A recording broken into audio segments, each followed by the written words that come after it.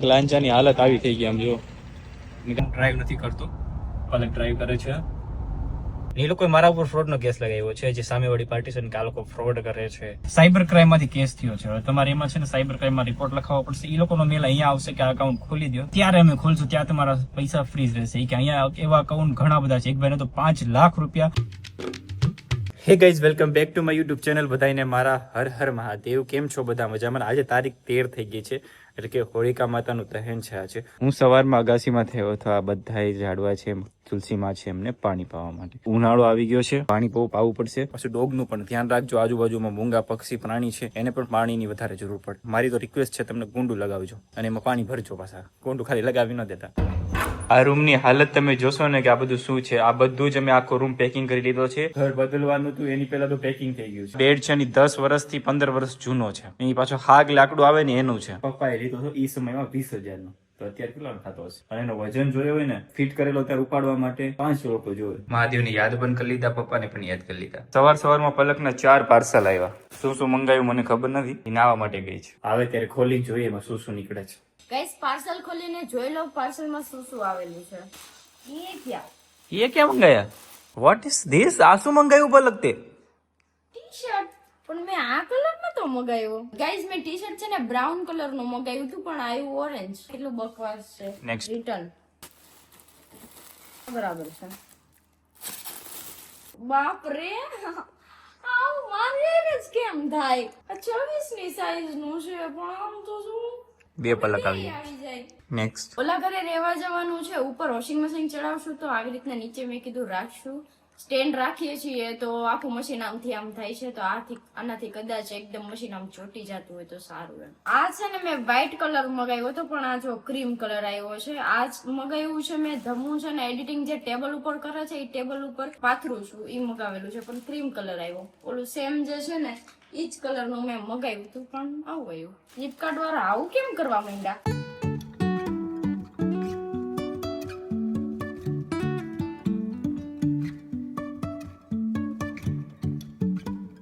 આજે હોળી છે, અશોકભાઈના છોકરાની આજ પહેલી હોળી છે. XYZ એવું બધું હોય છે, પણ મને આ વસ્તુમાં નથી ખબર કે શું કહેવાય, આજે હોળી છે તો કઈક બધું કરવાનું હોય છે. શું હોય કરવાનું? અશોકભાઈની છોકરાની હોળી છે, એટલે મતલબ કે પહેલી હોળી હોય એટલે આપણે ગેમ ને બધું કરે ને, રાજી થાય ને બધું. ગેમ કઈક કે છે એવું હોય છે, મને તો નથી ખબર એમાં શું કરવાનું હોય છે.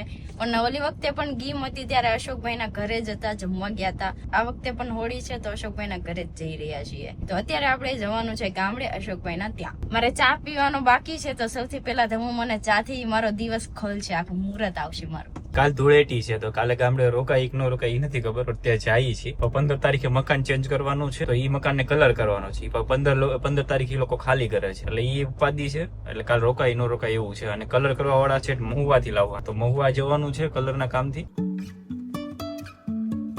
ગાડીમાં ટાયર નાખ્યા પછીની પહેલી ટ્રીપ છે. આ ટ્રીપમાં કેવી મજા આવે છે, ગાડી કેટલી સ્મૂથ થઈ છે, કેટલી સાયલેન્ટ થઈ છે, તમને જરૂર કહી. ગાઈસ, સિટી માંથી હાઈવે ઉપર ચડી ગયા.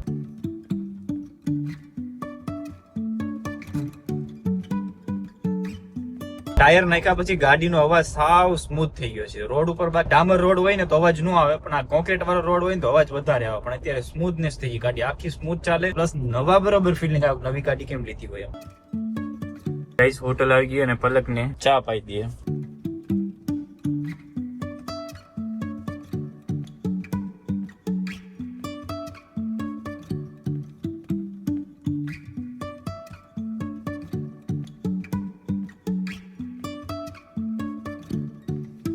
પહોંચી ગયા અત્યારે ઘરે, અને મહાદેવને પાણી ચડાવી દઈએ.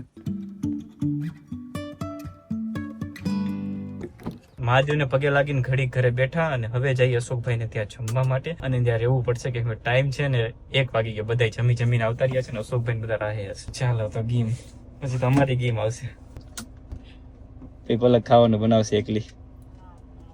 તીખું શાક બનાવજો, કોઈ ખાય જ ન પાછું એવું શાક બનાવવાનું. ડાયરેક્ટ પીરી લીટી. ગાડીનું પાર્કિંગ હોતે છે. અશોકભાઈ ના પહોંચી ગયા. ચાય ભોળાનાથ. નમસ્કાર. કેવા સ્ટાર્ટ? નમસ્કાર. નમસ્કાર. કેમ ઠીક છે? સિયા બિલાડી નું બચ્ચું મુક્તિ નથી ક્યારની. પોતે બિલાડી જેવી છે એક તો, એની મમ્મી પાસે જવા દે ને. વાહ ભાઈ વાહ. અહીંયા બધા છે નીચે સુતા જરી આમ જો એની મમ્મી છે આ એની મમ્મી જ છે કઈ ન કરે ચાલો ભાઈ અમારા માટે અશોકભાઈ જમવાનું બનાવ્યું સોરી અશોકભાઈ નથી બનાવ્યું અશોકભાઈ બનાવ્યું Ashokbhai made by you Siya એની મમ્મી ને પકડી ગઈ મૂકી જો ખાવા જવા દે બિચારાને ઓલી સરદા થઈ ગયા આમ જો શેડા તાર લપસી આમ જો તાર શર્ટે શેડા લપસી નાખ્યા જો મારું એક બેંક અકાઉન્ટ છે ને ફ્રીઝ થઈ ગયું છે એનું રીઝન ગેમિંગ નું પેમેન્ટ આવ્યું હતું ને એ લોકોએ મારો અકાઉન્ટ તોડવાની કોશિશ કરી એટલે ફ્રીઝ થઈ ગયું અનફ્રીઝ કરાવવા માટે મારે રાજુલા જવાનું થયું છે એટલે હું ને રાહુલ બંને રાજુલા જઈએ છીએ રાજુલા અને ગાઈસ ઉતાણીની સીઝન ચાલુ છે તો રોડે બહુ બધી ધ્યાન રાખવી પડે એમ છે ગામમાં ને ગામમાં બે જગ્યાએ તો અમે પડકા જોઈએ એવું છે ચાલો તો જઈએ છીએ ત્યારે રાજુલા રોડ બ્લોક કરીને બે હતા ની બસ ઓકે સાવ છે બાપુ એમ એટલે અમે વચ્ચે ગાડી નાખી એટલે રોડ બંધ કરીને બેઠા હતા ને તો ઠીક છે જવા દો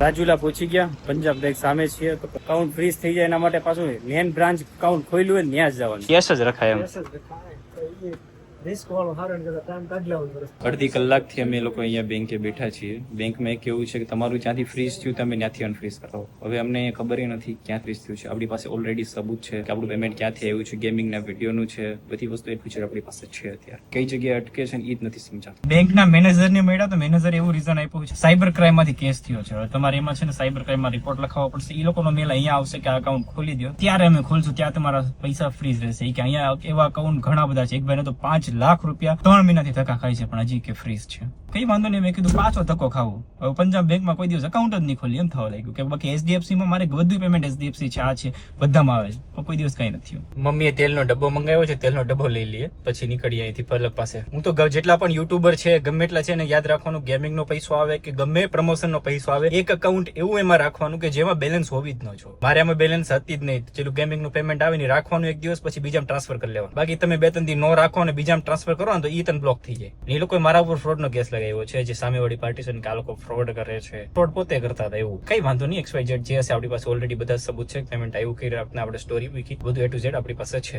આ છે મારું રાજુલા નાનું તો સિટી ઠીક છે મામા ક્યાં છે એમ પૂછે મેં કીધું અમે જઈએ છીએ બહાર ગામ અત્યારે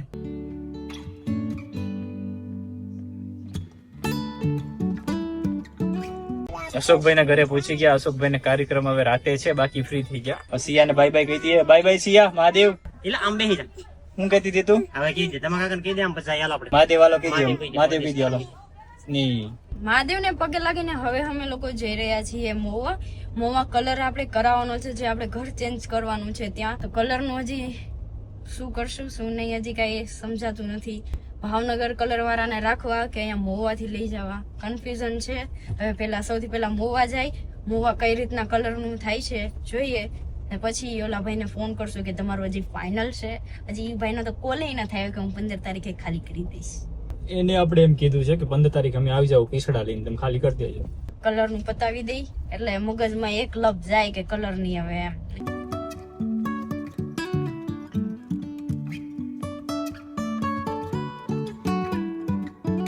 પલકની રીલ શૂટ કરવા માટે ઉભા હતા પણ સૂર્ય ભગવાન થોડો હાથમી ગયા રીલ્સ ના બની ગાડી મસ્ત લાગે છે પાછળ ટોલ નાકો મસ્ત આવે છે ભાઈ સબસ્ક્રાઇબર મળી ગયા મહાદેવ ભાઈ કલર નું તો ભાઈ ફાઇનલ થઈ ગયું છે પણ 17 તારીખ નું ફાઇનલ થાય છે આપણે 15 તારીખે મકાન ખાલી કરેલો 15 તારીખે જ પાછું કલર કરાવવાનું તમને તો ખબર છે આપણે ઉતાવળા રહ્યા ને 15 અને હું ડ્રાઈવ નથી કરતો પલક ડ્રાઈવ કરે છે તો આજે પલકને ચલાવવા દે દીધી તાર ચલાવી કે ચલાય એટલામાં કેમ કે હમણાં રોંગ સમય થઈ ગયો આઈ થિંક 3-4 મહિના જેવું થઈ ગયું પેલા કે ગાડી ચલાવી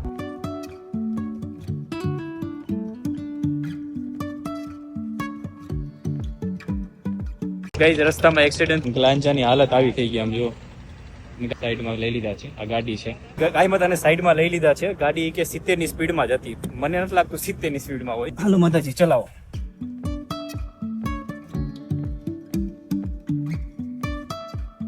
ગાઈસ ઘરે પહોંચી ગયા અને મેં દવા પીધી હતી કેમ કે મને માથું દુખતું હતું ને એટલા માટે મોવાથી દવા પીધી મને ચક્કર જેવું આવતું હતું પછી પલકે ગાડી ચલાવી અને ઘરે આવીને પછી થોડી વાર આરામ કર્યો પછી પલકે જમવાનું બનાવ્યું જમીન જસ્ટ 10 વાગે ફ્રી થયા તો આ વિડીયો અહીંયા પૂરો કરું છું એડિટિંગ તો થાય એમ છે નહીં અત્યારે ઊંઘ નથી થઈ એટલા માટે ઉપરથી ભાઈ દવા આપી દીધી ભૂખા પેટે અને પલકે આજે ગાડી 70-80 કિલોમીટર ચલાવીશ આજે ઘણો બધો પોરો મળી ગયો ચાલો હવે તો ચેનલ સબસ્ક્રાઇબ કરજો પહેલા કરતા પણ બોલતા નહીં વિડીયોને શેર કરી દેજો આ વિડીયોની સાથે મળતું ત્યાં સુધી બધાને ભાઈ ભાઈ અને મારા હર હર મહાદેવ બાય ગાઈસ